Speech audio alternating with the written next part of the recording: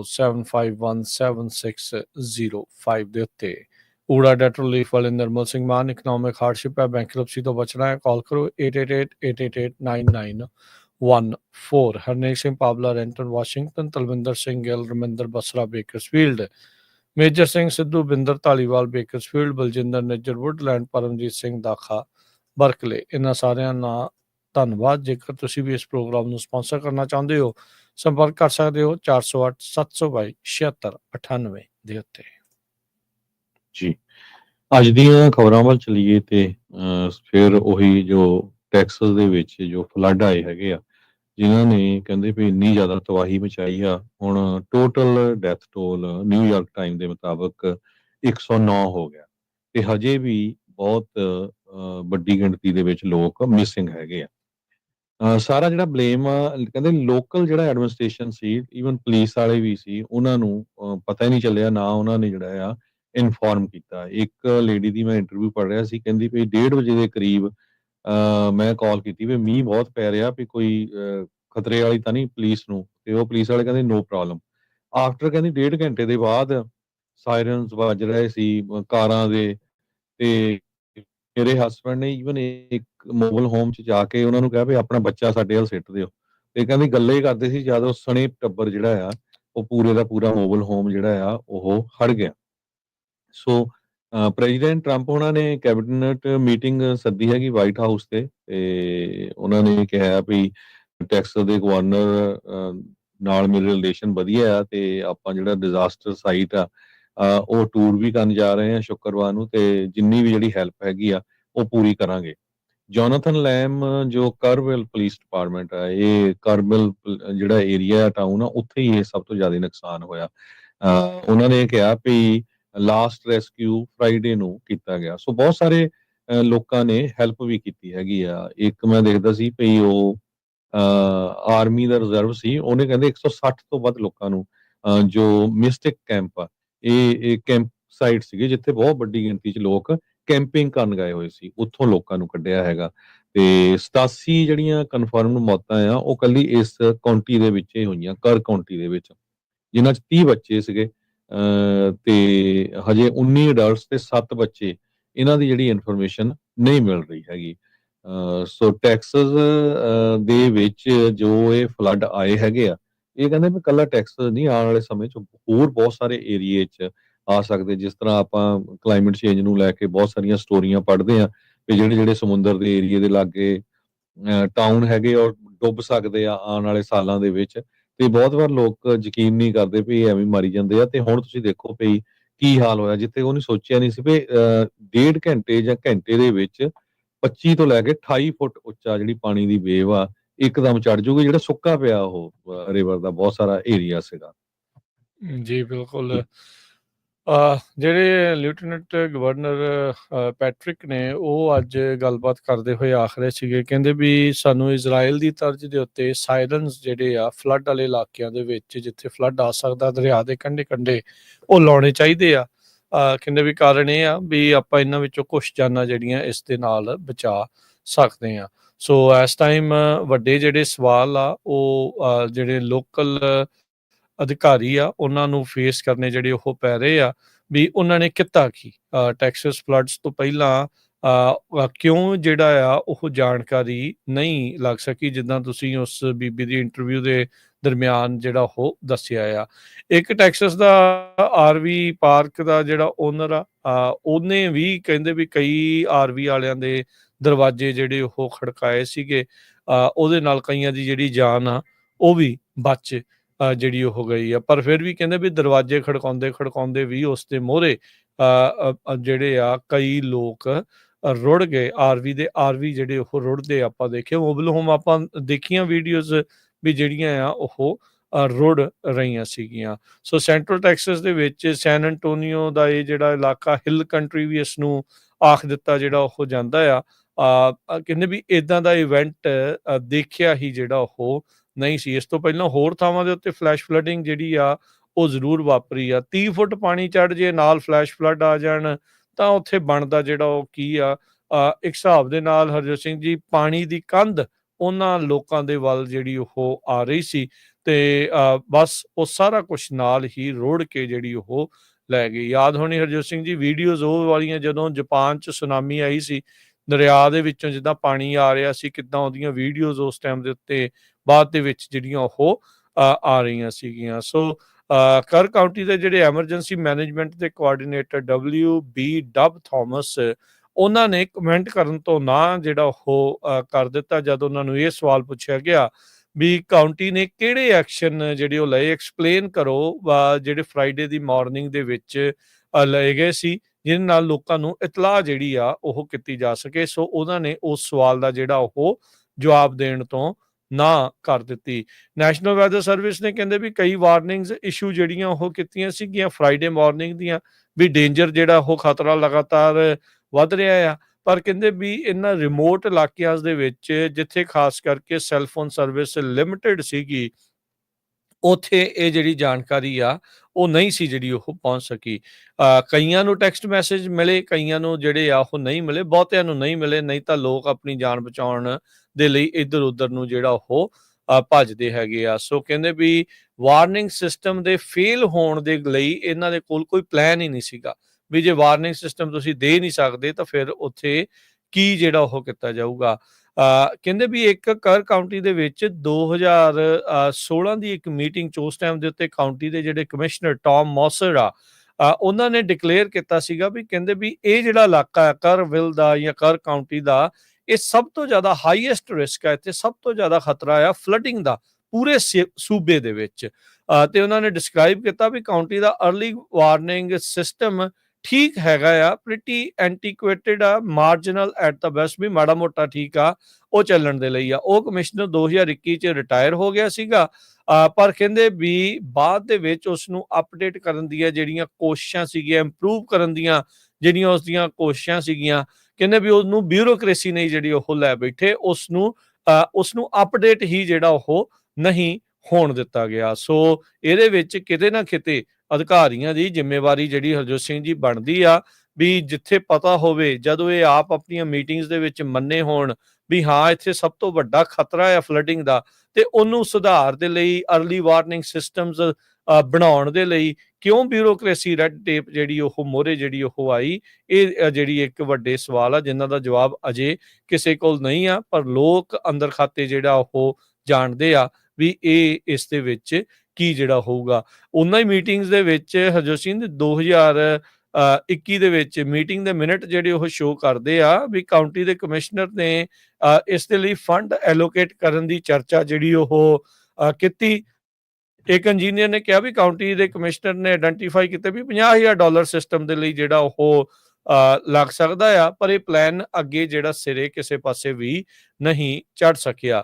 2017 ਦੇ ਵਿੱਚ ਕਾਊਂਟੀ ਦੇ ਨਾਲ ਜੁੜੇ ਹੋਏ ਜਿਹੜੇ ਅਧਿਕਾਰੀ ਆ ਅਪਰ ਗੁਆਡਾਲੂਪੇ ਰਿਵਰ ਅਥਾਰਟੀ ਦੇ ਵਿੱਚ ਜਿਹੜੇ ਆਉਂਦੇ ਆ, ਉਹਨਾਂ ਨੇ 9,80,000 ਦੀ ਫੈਡਰਲ ਐਮਰਜੈਂਸੀ ਜਿਹੜੀ ਫੀਮਾ ਦੀ ਗ੍ਰਾਂਟ ਆ, ਉਹ ਫੰਡਸ ਜਿਹੜੇ ਉਹਦੇ ਲਈ ਅਪਲਾਈ ਕੀਤਾ, ਪਰ ਉਹਨਾਂ ਨੂੰ ਡਿਨਾਈ ਜਿਹੜਾ ਉਹ ਕਰ ਦਿੱਤਾ ਗਿਆ। ਇਹ ਪਬਲਿਕ ਰੈਕਡ ਜਿਹੜਾ ਉਹ ਸ਼ੋ ਜਿਹੜਾ ਉਹ ਕਰਦੇ ਆ। ਕਹਿੰਦੇ ਵੀ ਵਿਦਆਊਟ ਸਟੇਟ ਤੇ ਫੈਡਰਲ ਫੰਡਿੰਗ ਇੱਕ ਛੋਟੇ ਜਿਹੇ ਕਾਊਂਟੀ ਦੇ ਲਈ, ਇੱਕ ਛੋਟੇ ਜਿਹੇ ਜਿਹੜੇ ਸ਼ਹਿਰ ਦੇ ਲਈ ਇਦਾਂ ਦੇ ਜਿਹੜੇ ਸਿਸਟਮ ਆਪਣੇ ਪੱਧਰ ਤੇ ਲਾਉਣੇ ਨਾਮੁਮਕਿਨ ਜਿਹੜੇ ਉਹ ਹੋਏ ਆ। ਸੋ $50,000 ਉਹਨਾਂ ਨੇ ਐਲੋਕੇਟ ਕੀਤਾ, ਪਰ ਲਾਇਆ ਉਹਨਾਂ ਨੇ ਉਹ ਵੀ ਨਹੀਂ। ਤੇ ਉਧਰ 2017 ਦੇ ਵਿੱਚ ਜਦ ਇਹਨਾਂ ਨੇ ਅਪਲਾਈ ਕੀਤਾ, ਉਸ ਟਾਈਮ ਦੇ ਉੱਤੇ ਆਈ ਥਿੰਕ ਟਰੰਪ ਹੋਣਾ ਦਾ ਕਾਰਜਕਾਲ ਚੱਲ ਰਿਹਾ ਸੀ, ਫੀਮਾ ਉਹਨਾਂ ਦੇ ਅੰਡਰ ਸੀਗੀ, ਤੇ ਉਹਨਾਂ ਨੇ ਵੀ ਇਹਨਾਂ ਨੂੰ ਜਿਹੜੀ ਉਹ ਨਾ ਜਿਹੜੀ ਉਹ ਕਰ ਦਿੱਤੀ ਸੀਗੀ। So overall early warning systems ਪੂਰੀ ਤਰ੍ਹਾਂ ਫੇਲ ਹੋਇਆ, ਜਿਸ ਕਰਕੇ ਇਹ ਸੈਂਕੜੇ ਤੋਂ ਵੱਧ ਲੋਕਾਂ ਦੀਆਂ ਜਿਹੜੀਆਂ ਉਹ ਜਾਨਾਂ ਚਲੇ ਗਈਆਂ।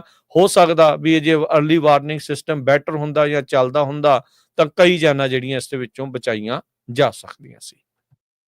ਟੈਕਸਸ ਦੇ ਲੋਕ ਗ੍ਰੀਨ ਰਿਬਨਸ ਜੋ ਆ ਉਹ ਦਰਖਤਾਂ ਦੇ ਆਲੇ ਦੁਆਲੇ ਹੈਗੇ, ਜਾਂ ਜਿਹੜੇ ਲੈਂਪ ਪੋਸਟ ਆ, ਟੈਕਸਸ ਦੇ ਸੈਨੇਟਰ ਜਿਹੜੇ ਟੈਡ ਕਰੂਜ਼ ਆ, ਉਹ ਗ੍ਰੀਸ ਦੇ ਵਿੱਚ ਛੁੱਟੀਆਂ ਮਨਾ ਰਹੇ ਸੀ ਜਿਸ ਟਾਈਮ ਦੇ ਉੱਤੇ ਜਿਹੜੇ ਇਹ ਫਲੱਡ ਆਏ ਹੈਗੇ ਆ। ਉਹ ਕਹਿੰਦੇ ਵੀ ਹੁਣ ਮੈਂ ਸੰਡੇ ਨੂੰ ਵਾਪਸ ਆ ਰਿਹਾ ਹੈਗਾ।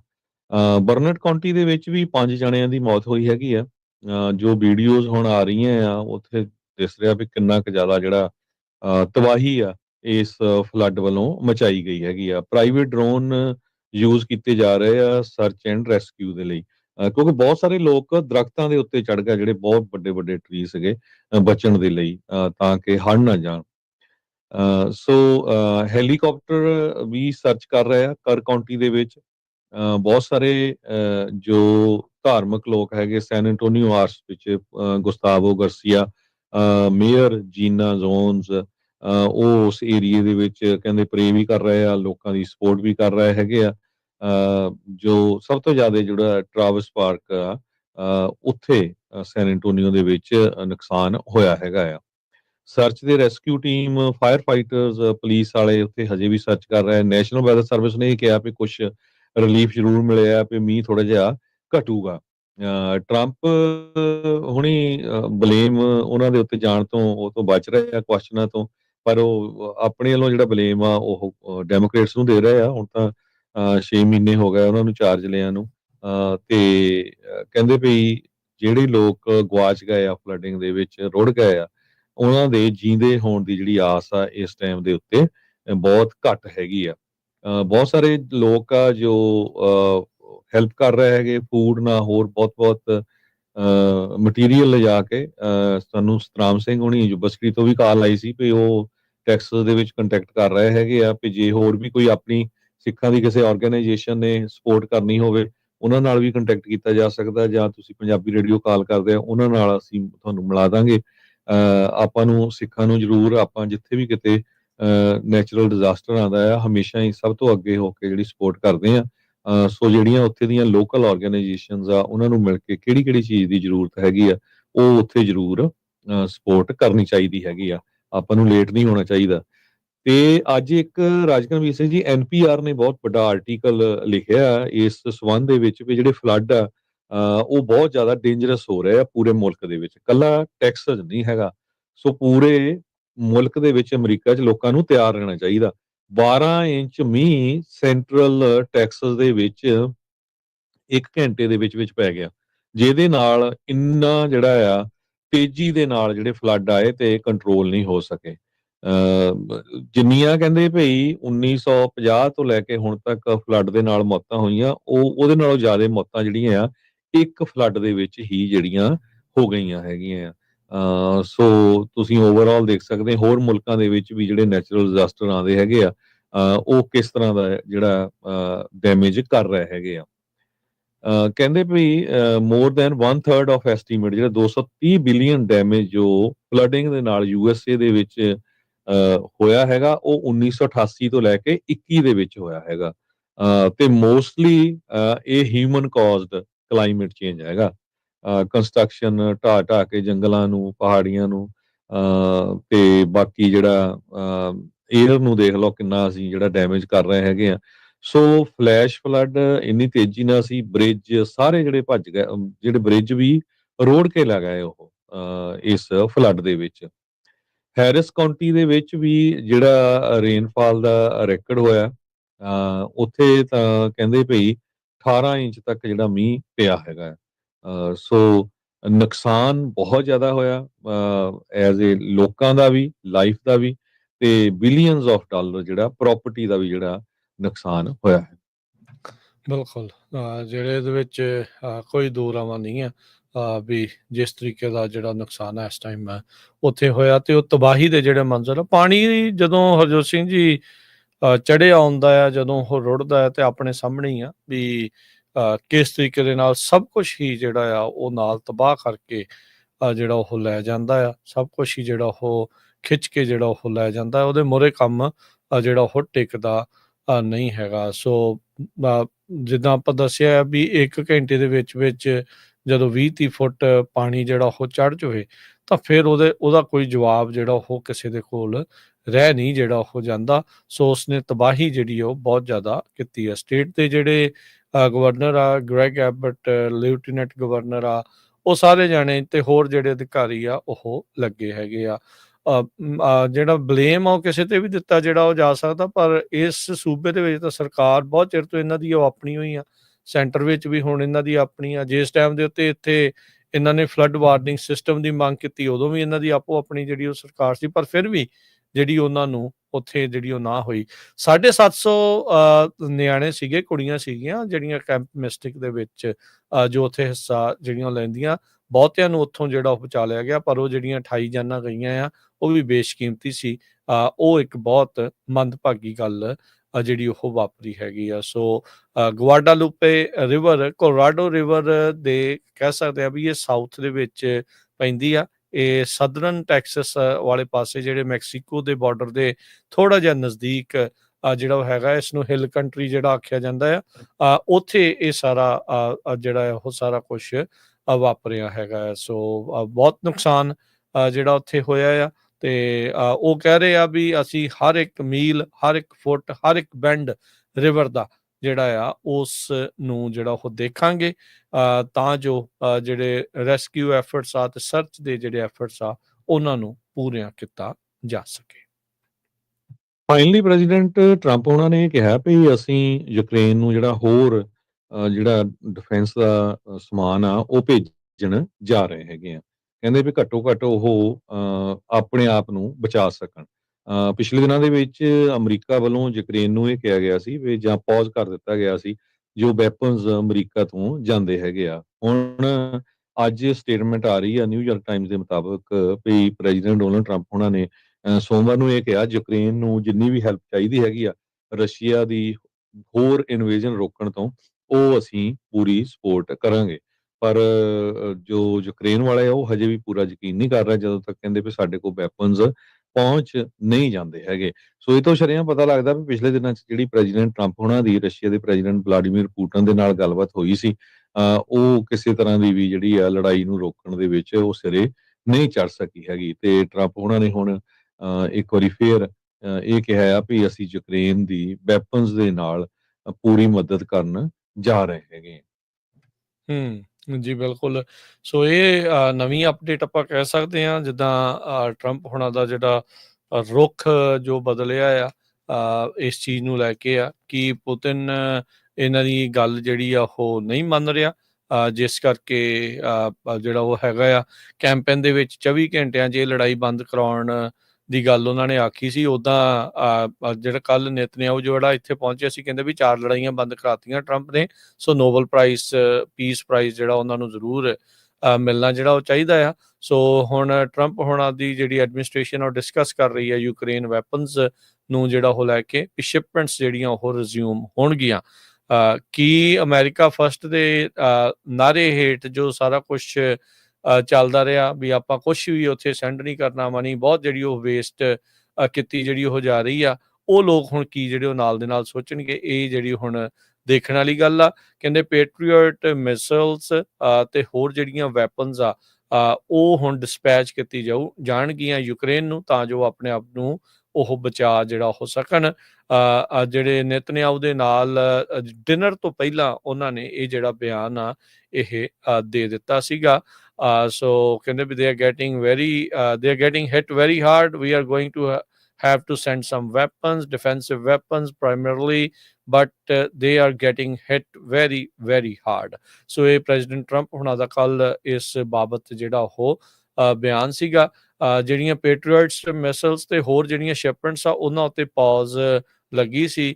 ਯਾਦ ਹੋਣਾ ਫਰਵਰੀ ਮਹੀਨੇ ਦੇ ਵਿੱਚ ਜਦੋਂ ਯੂਕਰੇਨ ਦਾ ਰਾਸ਼ਟਰਪਤੀ ਜ਼ੈਲੈਂਸਕੀ ਇੱਥੇ ਆਇਆ ਸੀ, ਤਾਂ ਕਾਫੀ ਜਿਹੜੀ ਤੂੰ ਮੈਂ ਟਰੰਪ ਹੋਣਾ ਦੇ ਦਰਮਿਆਨ, ਜ਼ੈਲੈਂਸਕੀ ਦੇ ਦਰਮਿਆਨ, JD ਵੈਂਸ ਤੇ ਜ਼ੈਲੈਂਸਕੀ ਦੇ ਦਰਮਿਆਨ ਹੋਈ ਸੀ। ਇੱਕ ਹਿਸਾਬ ਦੇ ਨਾਲ ਬੇਇੱਜ਼ਤੀ ਕਰਕੇ ਇੱਥੋਂ ਜਿਹੜਾ ਉਸਨੂੰ ਵਾਪਸ ਤੋਰਿਆ ਗਿਆ ਸੀਗਾ।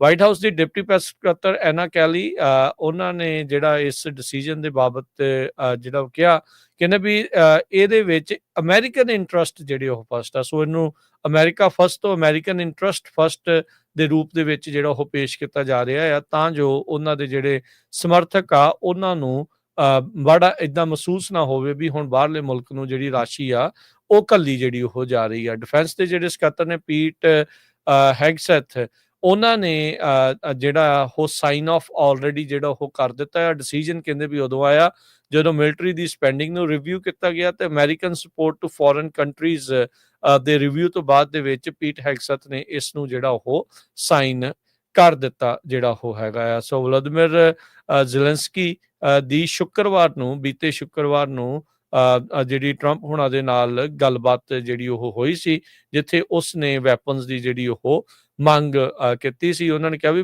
ਸਾਨੂੰ ਕਲੀਅਰਲੀ ਜਿਹੜਾ ਉਹ ਦੱਸਿਆ ਜਾਵੇ ਵੀ ਹਥਿਆਰ ਜਿਹੜੇ ਆ ਉਹ ਤੁਸੀਂ ਸਾਨੂੰ ਦੇਣੇ ਆ ਜਾਂ ਨਹੀਂ ਦੇਣੇ, ਜਿਸ ਦੇ ਬਾਬਤ ਟਰੰਪ ਹੁਣਾਂ ਨੇ ਉਦੋਂ ਗੱਲਬਾਤ ਨੂੰ ਡਾਊਨ ਪਲੇ ਜਿਹੜਾ ਉਹ ਕੀਤਾ ਸੀਗਾ।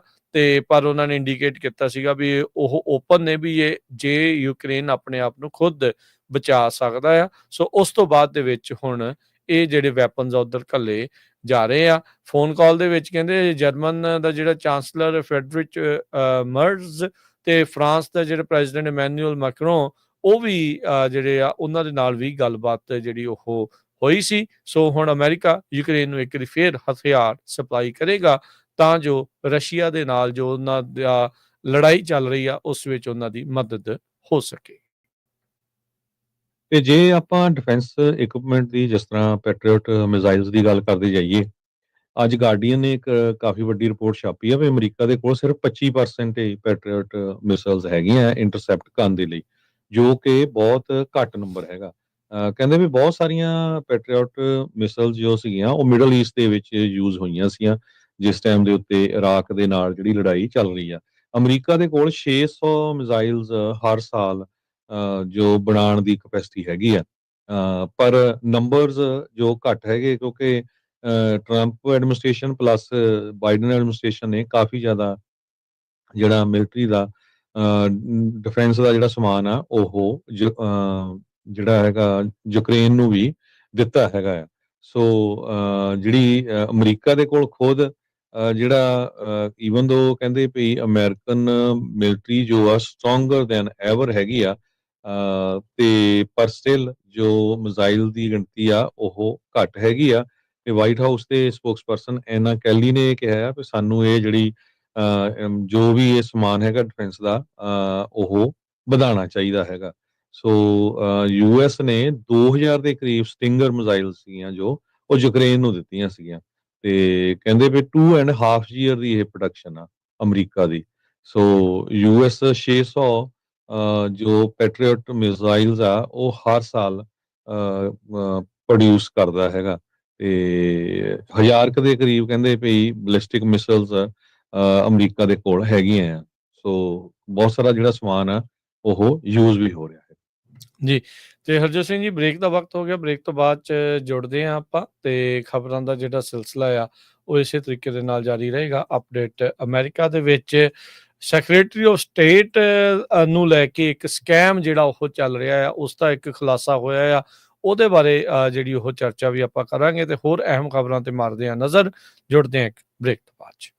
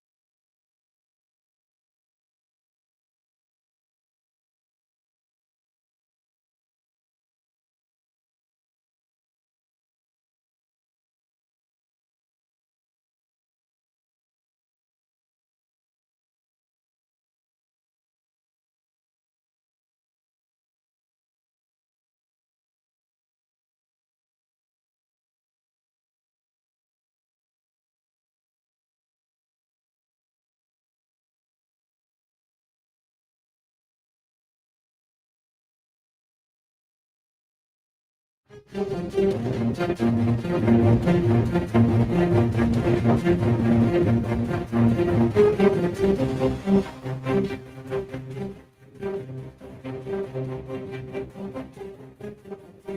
तो बाद एक बारी फिर आप सब का स्वागत है program update America Harjot Singh ji जी आयन स्वागत है सत श्री अकाल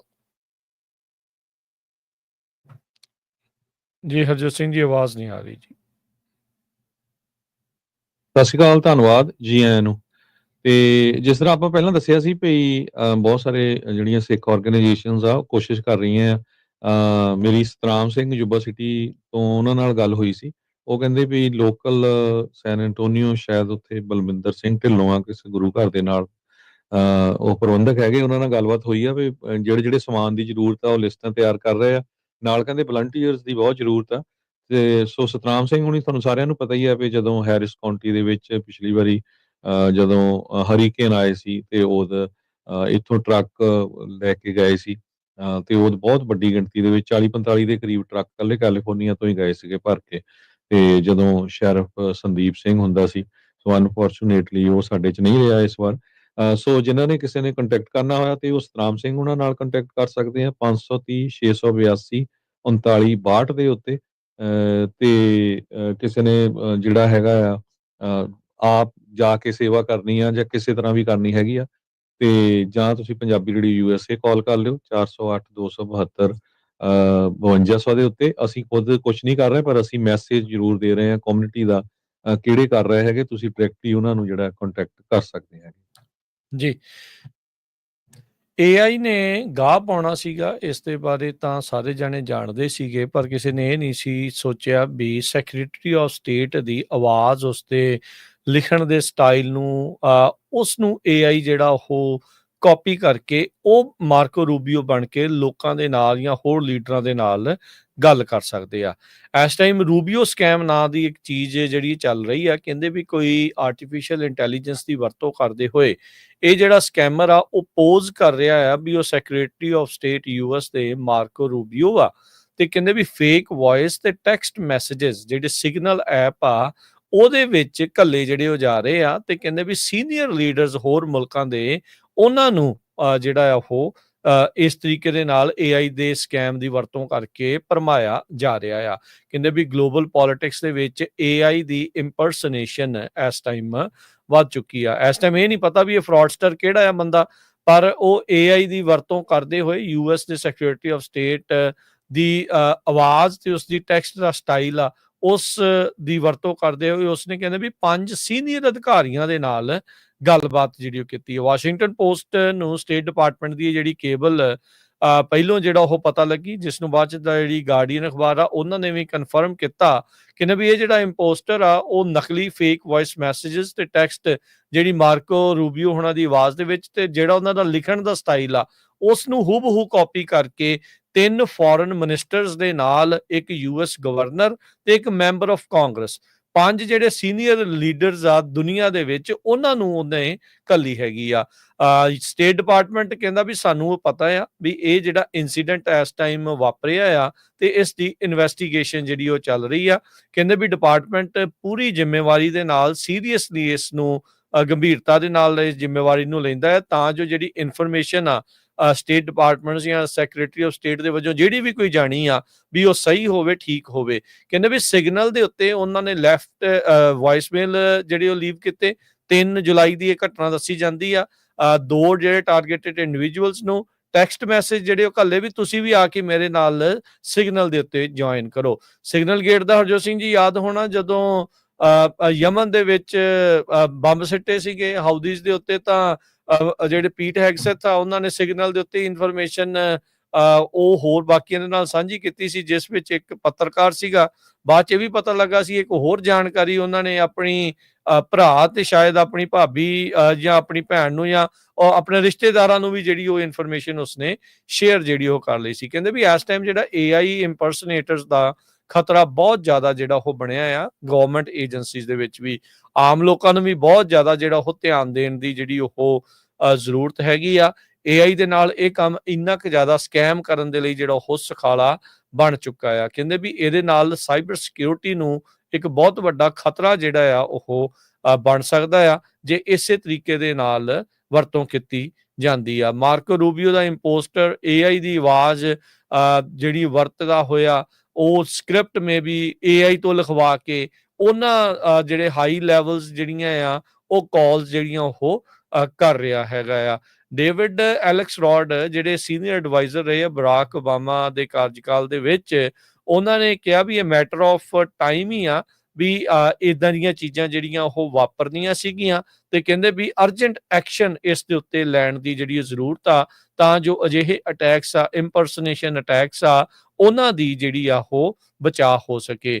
ਕਹਿੰਦੇ ਵੀ ਜਿਹੜੇ white house the chief of staff ਜਿਹੜੀ ਸੂਜ਼ੀ ਵਾਈਲਜ਼ ਆ ਉਹਨਾਂ ਨੂੰ ਵੀ ਲੱਗਦਾ ਵੀ ਇੰਪਰਸਨੇਟਰ ਉਹਨਾਂ ਨੂੰ ਇੰਪਰਸਨੇਟ ਕਰਕੇ ਉਹਨਾਂ ਦੇ ਵੱਲੋਂ ਕਿਸੇ ਨੂੰ ਜਿਹੜਾ ਉਹ ਕੰਟੈਕਟ ਕੀਤਾ ਗਿਆ ਸੂਜ਼ੀ ਵਾਈਲਜ਼ ਜਿਹੜਾ ਉਹ ਬਣ ਕੇ। ਖਾਸ ਕਰਕੇ ਕਹਿੰਦੇ ਵੀ ਇਹ ਹੁਣ ਜਿਹੜੇ ਸਕੈਮਰਸ ਆ ਇਹਨਾਂ ਦੀ ਨਜ਼ਰ ਜਿਹੜੇ ਕਾਂਗਰਸਮੈਨ, ਕਾਂਗਰਸਵੂਮਨ ਤੇ ਹੋਰ ਦੁਨੀਆ ਦੇ ਜਿਹੜੇ ਵੱਡੇ ਲੀਡਰਸ ਦੇ ਉੱਤੇ ਬਣੀ ਪਈ ਆ ਵੀ ਆਪਸ ਦੇ ਵਿੱਚ ਕਿਸ ਤਰੀਕੇ ਦੇ ਨਾਲ ਇੱਕ ਹਿਸਾਬ ਦੇ ਨਾਲ ਕੋਈ ਇਨਸੀਡੈਂਟ ਆ ਉਹ ਕ੍ਰੀਏਟ ਕੀਤਾ ਜਾ ਸਕੇ। AI ਦੀ ਗੱਲ ਕਰਦੇ ਜਾਈਏ ਤੇ ਅੱਜ ਵਾਸ਼ਿੰਗਟਨ ਪੋਸਟ ਨੇ ਬਹੁਤ ਵੱਡਾ ਆਰਟੀਕਲ ਲਿਖਿਆ ਵੀ ਜਿਹੜੀਆਂ ਯੂਨੀਵਰਸਿਟੀਜ਼ ਹੈਗੀਆਂ ਉਹ ਹੁਣ ਫਿਗਰ ਆਊਟ ਕਰ ਰਹੀਆਂ ਵੀ ਜੋ AI ਦੀ ਥ੍ਰੈਟ ਆ ਰਹੀ ਆ ਐਂਟਰੀ ਲੈਵਲ ਜੌਬਸ ਦੀ ਵੀ ਜੋ ਵਾਈਟ ਕਾਲਰ ਜੌਬਸ ਆ 50% AI ਟੇਕ ਓਵਰ ਕਰ ਲੂਗੀ।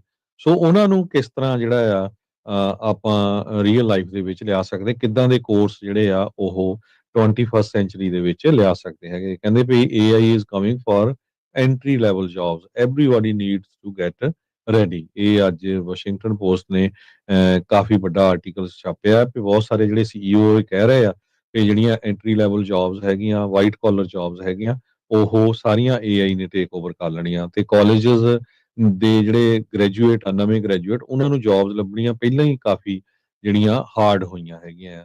ਸੋ ਇਹ ਜਿਹੜਾ AI ਦਾ ਅਸਰ ਬਹੁਤ ਜਲਦੀ ਜਿਹੜਾ ਆ ਪੈਣ ਜਾ ਰਿਹਾ ਆ ਤੇ ਆਪਾਂ ਸਾਰਿਆਂ ਨੂੰ ਜਿਹੜਾ ਤਿਆਰ ਰਹਿਣਾ ਚਾਹੀਦਾ ਇਸ ਕੰਮ ਦੇ ਲਈ। ਬੱਚਿਆਂ ਨੂੰ ਖਾਸ ਕਰਕੇ ਜਿਹੜੇ ਕਿਸ ਫੀਲਡ ਦੇ ਵਿੱਚ ਉਹ ਜਿਹੜੇ ਡਿਗਰੀਜ਼ ਜਾਂ ਕਿਸ ਫੀਲਡ ਦੇ ਵਿੱਚ ਉਹ ਜਾ ਰਹੇ ਹੈਗੇ। ਇਹੀ ਨਹੀਂ ਹਰਜੋਤ ਸਿੰਘ ਜੀ, ਜਿਹੜੇ ਇਸ ਟਾਈਮ ਕੰਮਾਂ ਕਾਰਾਂ ਤੇ ਵੀ ਆ ਇਹ ਆਖਿਆ ਜਾਂਦਾ ਵੀ ਇਸ ਨੇ ਜੌਬਸ ਬਹੁਤ ਜ਼ਿਆਦਾ ਚੇਂਜ ਕਰ ਦੇਣੀਆਂ। ਕੀ ਆਪਾਂ ਨਾਲ ਚੇਂਜ ਹੋ ਰਹੇ ਹਾਂ, ਕੀ ਆਪਾਂ ਕੁਛ ਅਜਿਹਾ ਸਿੱਖ ਰਹੇ ਹਾਂ? ਇਹ ਜਿਹੜੀ ਚੀਜ਼ ਬਹੁਤ ਜ਼ਿਆਦਾ ਜ਼ਰੂਰੀ ਆ, ਅਦਰਵਾਈਜ਼ ਕੰਮ ਜਿਹੜਾ ਉਹ ਖਰਾਬ ਹੋ ਜਾਊਗਾ।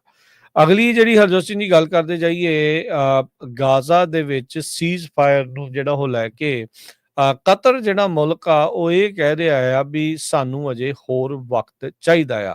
ਕਹਿੰਦੇ ਵੀ ਗੱਲਬਾਤ ਨੂੰ ਸਮਾਂ ਜਿਹੜਾ ਆ ਉਹ ਲੱਗਦਾ ਆ। ਨੇਤਨਯਾਹੂ ਕੱਲ ਵਾਸ਼ਿੰਗਟਨ ਦੇ ਵਿੱਚ ਟਰੰਪ ਹੁਣਾਂ ਦੇ ਨਾਲ ਮੁਲਾਕਾਤ ਦੇ ਲਈ ਉੱਥੇ ਪਹੁੰਚੇ ਸੀ, ਡਿਨਰ ਵਗੈਰਾ ਵੀ ਕੀਤਾ। ਟਰੰਪ ਹੁਣਾਂ ਨੇ ਸੀਜ਼ ਫਾਇਰ ਦਾ ਜਿਹੜਾ ਪ੍ਰਪੋਜ਼ਲ ਆ ਪਿਛਲੇ ਹਫ਼ਤੇ ਦਾ ਜਿਹੜਾ ਉਹ ਜਾਰੀ ਕੀਤਾ ਹੈਗਾ ਆ। 60 ਦਿਨਾਂ ਦੀ ਜਿਹੜੀ ਸੀਜ਼ ਫਾਇਰ ਆ ਕਹਿੰਦੇ ਵੀ ਇਹ ਕੋਸ਼ਿਸ਼ ਹੁਣ ਕੀਤੀ ਜਾ ਰਹੀ ਆ ਵੀ ਇਹ ਪਰਮਾਨੈਂਟ ਜਿਹੜੀ ਸੀਜ਼ ਫਾਇਰ ਆ ਉਹ ਹੋ ਜਾਵੇ ਤੇ ਜੋ 21 ਮਹੀਨੇ ਦਾ ਚੱਲ ਰਿਹਾ ਕੌਨਫਲਿਕਟ ਆ ਉਹ ਉੱਥੇ ਖਤਮ ਜਿਹੜਾ ਉਹ ਹੋਵੇ। ਸੋ ਜੋ ਕਤਰ ਦੇ ਅਧਿਕਾਰੀ ਆ ਉਹ ਇਹ ਕਹਿ ਰਹੇ ਆ, ਸੋ ਬੇਸਿਕਲੀ ਅਮਰੀਕੀ ਅਧਿਕਾਰੀਆਂ ਨੂੰ ਇੱਕ ਹਿਸਾਬ ਨਾਲ ਝਟਕਾ ਜਿਹਾ ਜਿਹੜਾ ਉਹ ਲੱਗਾ ਆ ਜੋ ਇਹ ਸੋਚਦੇ ਸੀਗੇ ਵੀ ਜਲਦ ਹੀ ਆਪਾਂ ਸੀਜ਼ ਫਾਇਰ ਦੇ ਵੱਲ ਨੂੰ ਵੱਧ ਸਕਦੇ ਹਾਂ। ਪਰ ਕਤਰ ਦੇ ਇਸ ਬਿਆਨ ਨੇ ਇੱਕ ਵਾਰੀ ਫੇਰ ਨਵੀਂ ਜਿਹੜੀ ਚਰਚਾ ਆ ਉਹ ਛੇੜ ਦਿੱਤੀ ਆ ਵੀ ਕੀ ਵਾਕਿਆ ਹੀ ਉੱਥੇ ਸੀਜ਼ ਫਾਇਰ ਇਜ਼ਰਾਈਲ ਤੇ ਹਮਾਸ ਦੇ ਦਰਮਿਆਨ ਹੋ ਸਕਦੀ ਆ ਜਾਂ ਨਹੀਂ। ਮਿਸਰ ਅਤੇ ਕਤਰ ਦੇ ਦੁਆਰਾ ਇਸ ਟਾਈਮ ਇਹ ਡੀਲ ਬ੍ਰੋਕਰ ਕਰਨ ਦੀ ਜਿਹੜੀ ਉਹ ਕੋਸ਼ਿਸ਼ ਕੀਤੀ ਜਾ ਰਹੀ ਆ। ਇੱਕ ਪਾਸੇ ਇਜ਼ਰਾਈਲ ਤੇ ਅਮਰੀਕਾ ਆ ਤੇ ਦੂਜੇ ਪਾਸੇ ਜਿਹੜਾ ਉਹ ਹਮਾਸ ਹੈਗਾ ਆ। ਸੋ ਇਹ ਜਿਹੜੀ ਸਥਿਤੀ ਆ ਉਹ ਇਸ ਟਾਈਮ ਉੱਥੇ ਚੱਲ ਰਹੀ ਆ। ਗਾਜ਼ਾ ਦੇ ਵਿੱਚ ਲਗਾਤਾਰ ਮਰਨ ਵਾਲਿਆਂ ਦੀ ਸੰਖਿਆ ਵੱਧ ਰਹੀ ਆ।